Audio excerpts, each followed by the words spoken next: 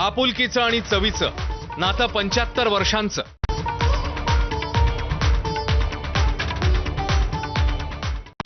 Headlines brought to you by Chitale बंधू.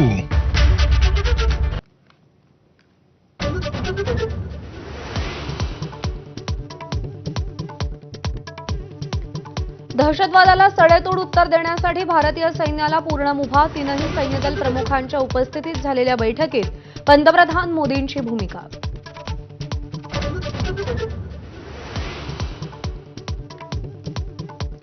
आपल्याकडे वेळ कमी आहे आणि लक्ष्य मोठं आहे. दिल्लीतील युवकांच्या परिषदेत पंतप्रधान मोदींचं सूचक वक्तव्य.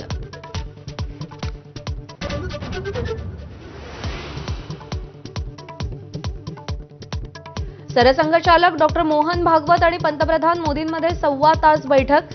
सैन्यदल प्रमुखांच्या बैठकीनंतर मोदींची भागवतांसोबत महत्त्वपूर्ण चर्चा.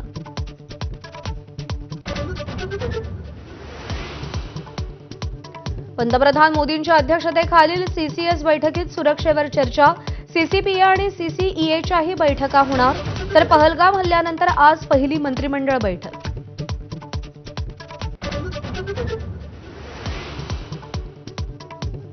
पाकिस्तानी सैन्याकडून सलग 6व्या दिवशी शस्त्रसंधीचं उल्लंघन. नौशेरा, सुंदरबनी, अखनूर सेक्टरमध्ये गोळीबार. भारताचंही तोडीस तोड उत्तर.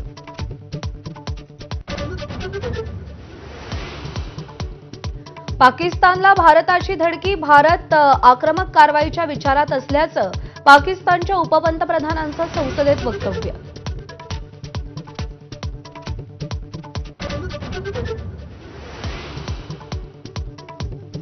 पहलगाम दहशतवादी हल्ल्याबाबत काँग्रेसकडून नेत्यांसाठी मार्गदर्शक सूचना जारी.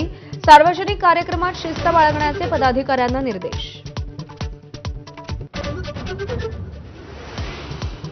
विशाखापट्टणममधील स्वामी मंदिरात चंदनोत्सवादरम्यान मोठी दुर्घटना. भिंत कोसळून 7 जणांचा मृत्यू. एनडीआरएफ आणि एसडीआरएफकडून बचाव कार्य सुरू.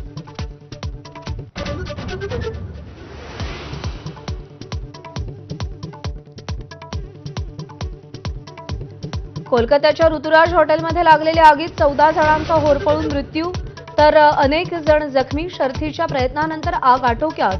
तपासासाठी विशेष पथक स्थापन. शूर मराठा सरदार रघुजी भोसले यांची ऐतिहासिक तलवार मिळवण्यात राज्य सरकारला यश. लंडनमधील लिलावात सरकारनं तलवार जिंकली.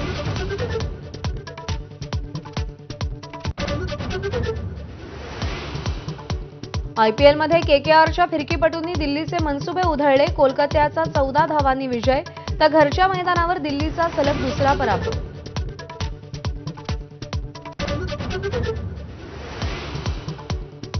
अक्षय्य तृतीयेनिमित्त बाजारात रेलचेल. सोनं, चांदी, वाहन, इलेक्ट्रिक वस्तूंच्या खरेदीसाठी ग्राहकांमध्ये उत्साह. आंब्याच्या खरेदीसाठीही मोठी गर्दी.